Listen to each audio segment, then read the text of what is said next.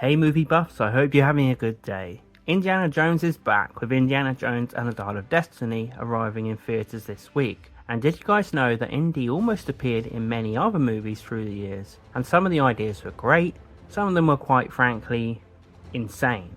But hey, it's the right franchise for that. So in honour of Indy's return, let's take a look back at 5 unmade Indiana Jones sequels over the years. But before we get into it, be sure to click subscribe if you're a passionate movie buff, and remember to comment what you think about these unmade Indiana Jones sequels. How hard can it be?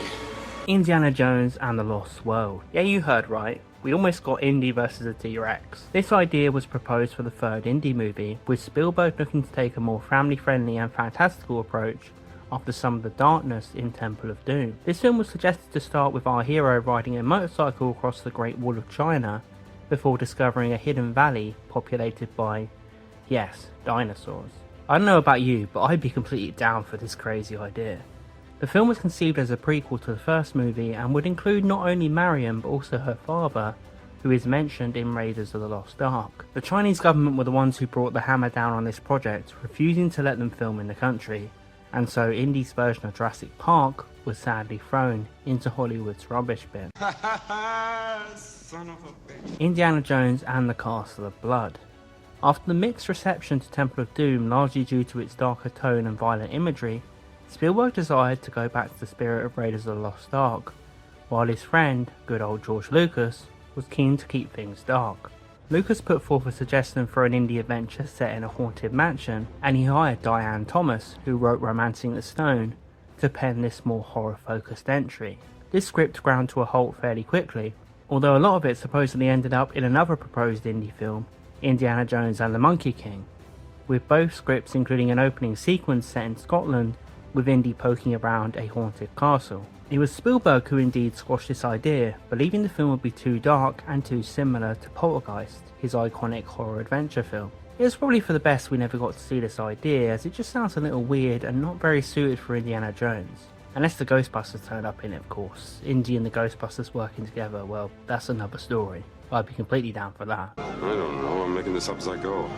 Indiana Jones and the Monkey King. I just love the name of this script. Imagine if this movie existed. It might be my favourite title in film history. Following the scrapped script of Castle of Blood, Chris Columbus was hired to write this script, which was also known as Indiana Jones and the Garden of Life. Meh, I prefer Monkey King. The action would start off as mentioned with Indy fighting a ghost in a Scottish castle, but would then change course and see him set off to Africa to find the Garden of Immortal Peaches, which was the Chinese equivalent of the Holy Grail. This script was full of craziness, including cannibal tribes, Japanese pirates, a Nazi with a robot arm, yeah you heard me, a stowaway of one of Indy's students, and a new love interest who was a doctor. The Monkey King himself would preside over the garden and Indy would face off with him at the end. The ending idea resembled Harry Potter and the Philosopher's Stone, with Indy forced to play a death-defying game of giant chess. There were a few reasons this script was shelved. One of them was that it was viewed as having far too much going on, and the main reason was there were many complaints for the racial stereotyping in Temple of Doom, and Spielberg and Lucas were aware that the Monkey King script also contained these controversial elements. It's a shame this one never saw light of day, as it sounded very interesting, and for me, craziness is perfect for Indiana Jones. Indiana Jones and the Source of Men from Mars. Following the beloved third indie movie, The Last Crusade, people thought it was the final hurrah of our hero, but by the time the 90s rolled round, George Lucas was scratching his head on how to bring back Indiana Jones. Lucas hired writer Jeb Stewart, who penned Die Hard, to give Indiana Jones a try. The creator of Star Wars unsurprisingly wanted to introduce aliens to the franchise, celebrating the 1940s pulp serials and the 1950s atomic age science fiction, as well as the popularity of Star Wars and sci-fi of the time. A lot of the ideas went on to be used in Kingdom of the Crystal Skull, including flesh-eating ants, Indy surviving a nuke, and Indy getting married. However, this script, unlike Crystal Skull, featured a new love interest getting hitched to Indy. Stewart was ultimately outed for writer Jeffrey Boehm, but Spielberg gave the project thumbs down after seeing Independence Day in 1995. He felt it would be unwise to try and compete with the accomplished sci-fi films that were coming out, and he also feared it would pale in comparison to his earlier sci-fi classics E.T. and Close Encounters of the Third Kind. I mean, Will Smith punched an alien in Independence Day. I can't say I wouldn't want to see Indy try and whip an alien. That would have been awesome. welcome to Earth. Come on. Indiana Jones and the City of the Gods. By the early 2000s, Spielberg now had the itch to make a fourth Indiana Jones film. In this one, Indy would be captured by Nazi war criminals after World War II. He hired The Walking Dead's esteemed writer Frank Darabont to write this script. Darabont's original draft brought back Indy's old flame, Marion, and also introduced a teenage daughter of her and Indy. This script aimed to show a more personal side of Indy, having him deal with becoming a father and also confronting some personal demons.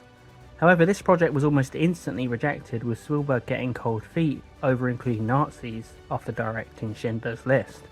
Spielberg was very conscious of making a fun adventure film including Nazis when he had already made one of the most serious films of all time about the subject.